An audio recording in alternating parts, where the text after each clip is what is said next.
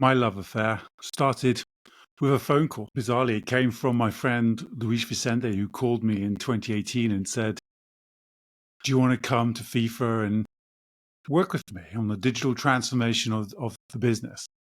And I was super excited by it. And so, of course, as soon as I got in there, the number one thing that we had to focus on was the Women's World Cup in France in 2019. And that was the beginning of the love affair, because I absolutely fell in love with women's football and its potential. And it is a lot of potential. And it's not straight line. It's rocky. There are things to be done. There's lots of time, energy, and money and investment to be made by a number of people. But there I was in Paris in 2019. And, one of the craziest stories I had at FIFA was the fight internally to be allowed to use GIFs. And I just remember looking at my friend Benny Stoll once we finally had approval and they were being used. And within 2 weeks, we had 400 million downloads, uses of GIFs featuring just women's football from the World Cup. And we weren't allowed to use anything from that World Cup, only archived. And you're sat there going, you guys, there is something really magical about just connecting around a really amazing event. And the quality of product was pretty cool, but still somewhere to go. And a couple of years later, I'm at the Euros in England, and the quality had jumped again. I went to the G-Tech Stadium and saw I saw Spain versus Germany, and wow, what a product. The football, the quality, the intensity, and yet the kindness still on the pitch, the atmosphere and the fans. And so when I met Mercury 13, I was super excited, and I jumped on board and became an advisor and have helped them try to secure funds and look at clubs and think about how they build their brand and the like. And I was excited not just about women's football, but I was excited by the vision that Victoire and Mario were painting and where they thought they could take it, what they could do with it. And so, again, things are not straight line, things are bumpy, but, after a big splash, Como was acquired, things went forward. They've done some pretty cool things with Como, and it's sat, I think, fifth in the league at the moment in Serie A in Italy.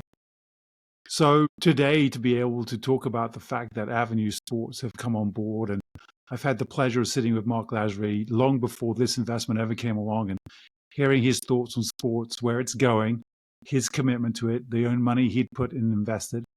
Having spoken to Sophie Lasry, having now met with Todd and Brian at Avenue Sports and hearing how they see the industry, where they think of sports as it's going, and their appetite for women's sports, and again, their honest appraisal of what needs to be done.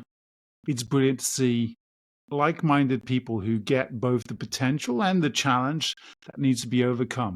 And I think it's great to see like-minded people who come at it from different avenues tackling this amazing, amazing space. I often go back to some of the things I've heard Mark Andreessen of Andreessen Horowitz say, and I often try to look for what is inevitable. In 2017, I started writing about AI and blockchain and sports, and I just felt they were foundational technologies along with 5G. You could call it also, big data or the internet, some of these things are just obvious. They're just foundational technologies, even if it's taking us a while to figure out what to do with AI and blockchain and the like. And when I first went to games and watched women's football, and obviously as a Chelsea fan, the women's team's been strong for a long time. But as I started to go and watch on TV and watch my son and his friends as 10, 11, 12, 13-year-olds, don't really care whether it's men's or women's football, but just love quality football, I really started to buy in on this is inevitable. Women's sport is inevitable. Now, not every women's sport, and not in every domain, not in every country. Some are going to be quicker than others. So you've got to think about that. You've got to understand that some places it's still too soon.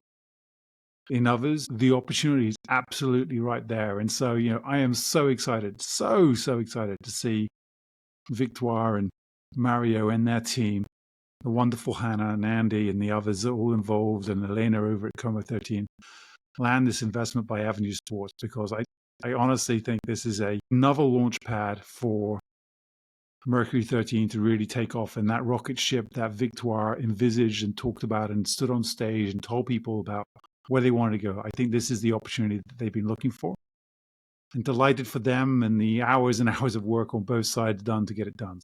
Congratulations, everyone. Now the hard work begins.